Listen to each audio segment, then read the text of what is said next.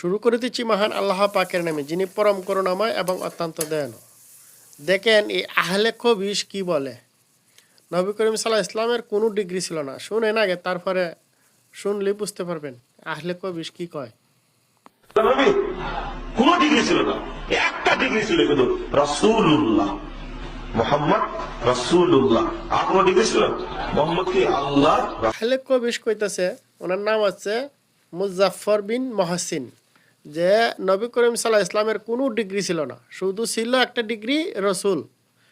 তে ওনার ডিগ্রি ছিল রসুল, ওনার কোরআন ফায়া, ওনার কোরআন শিক্ষা গ্রহণ কইরা ডিগ্রি নিয়া আবার ওনা কি বলেন ওনার ডিগ্রি নাই। ওনার ওনার ডিগ্রি যে কতগুলা ছিল এগুলা কি কোরআনে দেওয়া হয়েছে, এগুলা পড়ো নাই।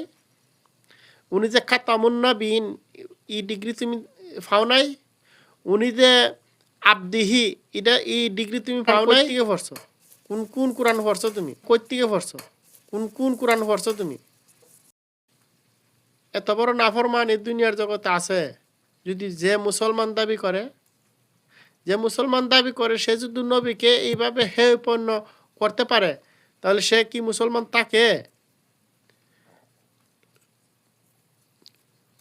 আমাদের কাজী নজরুল ইসলাম কি কইল, রাসূলের অপমানে তোর কাঁদে না যেমন, তুই রাসূলের দুশমন।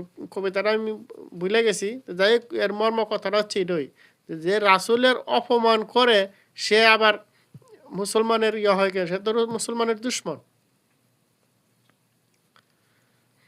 তুমি বলতেছ যে রাসূলের কোনো ডিগ্রি ছিল না, আর আমরা লেখাপড়া কইরা এই ডিগ্রি পাইছি, সেই ডিগ্রি পাইছি, ফিকার ডিগ্রি পাইছি, ওই হাদিসের ডিগ্রি পাইছি, কোরআনের ডিগ্রি পাইছি, তাফসিরের ডিগ্রি পাইছি, অনেক ডিগ্রি পাই লাইছ, আর নবীর কোনো ডিগ্রি ছিল না। গর্দব জানে কোথাকার।